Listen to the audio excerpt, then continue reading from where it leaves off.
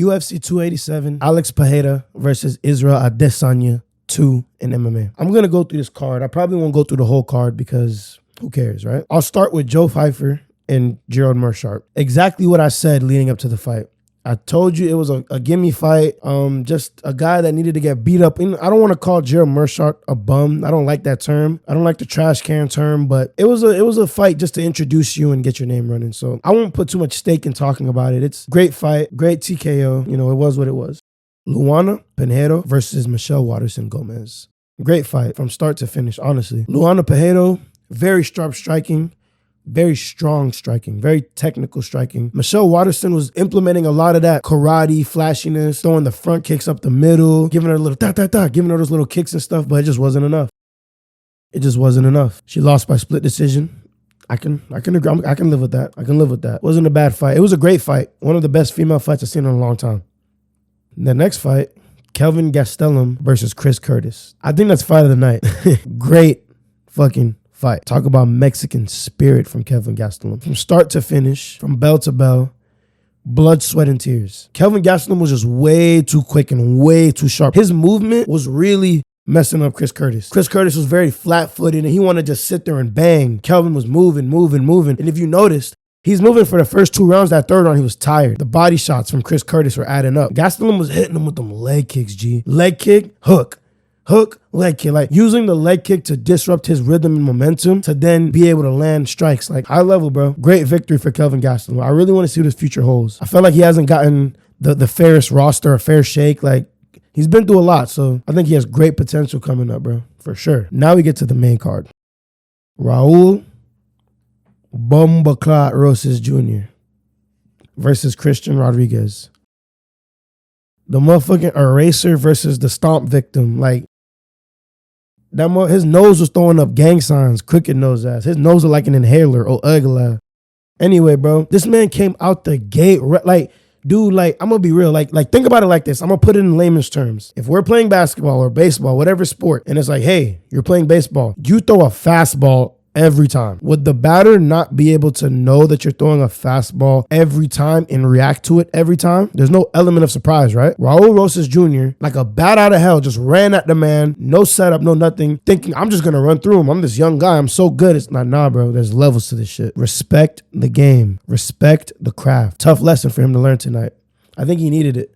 I think he was way too cocky. I understand confidence, but thinking you could beat Aljamain Sterling? Nah, bro. I'm going to be real. Like, the grappling I seen tonight, I don't see how you beat Aljamain in any grappling exchange. Christian Rodriguez, very calm and composed throughout the entire fight. Motherfucker looked like Handsome Squidward or strong face ad. Like, he was just sitting there with no emotion the entire fight. Great victory. The next fight.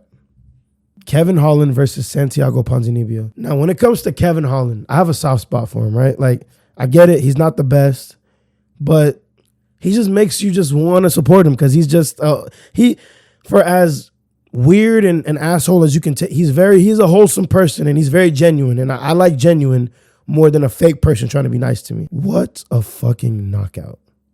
Jeez, dude. The entire fight, Ponzinibbio was eating him up with leg kicks, running in, throwing just big, like trying to crowd the tall guy's space, throwing big hooks and looping punches and catching him the entire fight. Holland couldn't find him because Holland is like, damn, he's so small. He's trying to find him. He couldn't find his head. In round 3, 3 minutes and 16 seconds, Kevin Holland catches him with a left hook. Vicious. Ponzinibbio throws a spinning attack, causing him to counter. Kevin Holland throwing a right.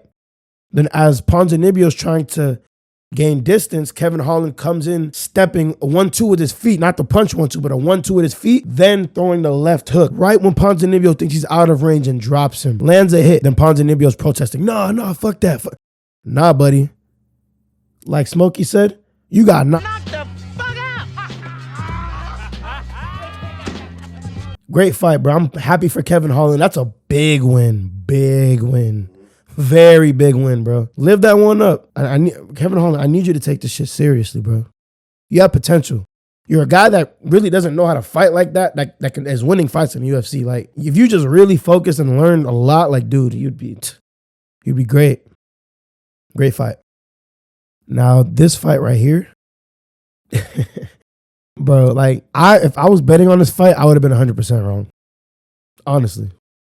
I thought Adrian Yanez was going to come in here, look slick. I'm thinking I'm about to see Mike Tyson. I mean, not Mike Tyson, Mayweather. I'm thinking I'm about to see Chris boxing, slipping. Bro, you have to respect the game.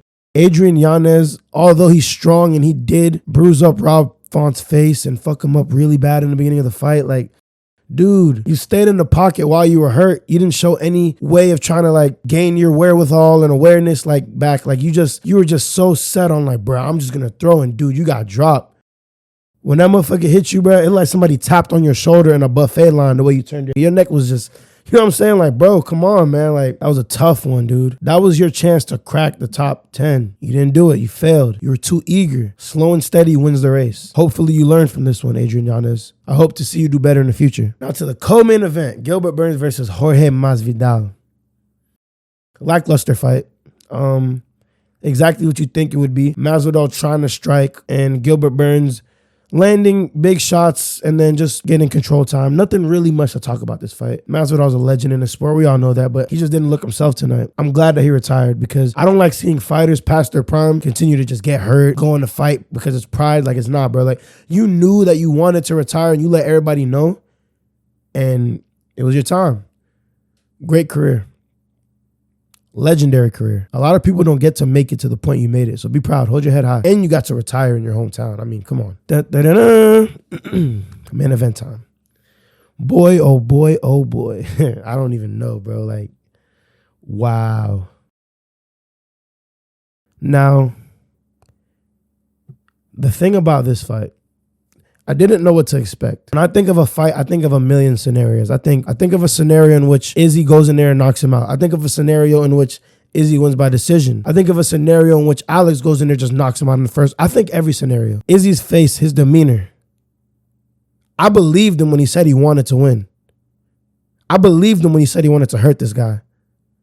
But damn, he really fucked Alex Pereira up, bro. Alex Pereira, I'm gonna be real with you, G. I think you're so ass. Like, bro, like you're strong. Like, no, don't get me wrong. You're strong. You're a strong fighter. You have no striking intelligence. Like, zero. Like, your whole career has been, I get beat up, then punch you, and you go down. Strong guy. Like, bro, learn how to fight, my dude. You just stood there. Like, in the first round of the first UFC fight, he hit you with that overhand, and you stood there. At the end of this fight, he caught you with the overhand. You could have backed up. You stood there. Nigga, are you a traffic cone? Like, why are you just standing in traffic? Like, you look dumb as shit. You're as stupid as that. Like, bro, just idiocy. Just pure idiocy. Tunnel vision. Israel Adesanya was the more intelligent fighter, and that's why he won. Cut, plain and simple. It was very hard for me to see somebody better than somebody, but continue to lose. I felt it for Izzy. I felt his pain. I felt his struggle. I felt his strife. I felt it. I was with Izzy tonight. Despite all the French tips and the dress and the dog collar, like, I'm not with that dominatrix stuff, Izzy. I don't know if you down with that, and you a little, you like being dominated. I don't know. But, G, you did what you had to do tonight. Just take the French tips off, bro, and I'll be the biggest fan in the world. And stop making the corny anime references, bro. We don't like it. I'm an anime fan. I don't like it. Please. But nonetheless, bro, great job, bro. I support you. I wanted you to win, and you won, and that's what mattered. You needed this one. You really, really needed this one, bro. And that shows. That really shows something. When you needed it the most, you got it done. Congratulations, bro. That's my review on these fights. You guys let me know down below in the comments if you have any thoughts, what you thought about the fights, anything, and subscribe, bro. Peace out.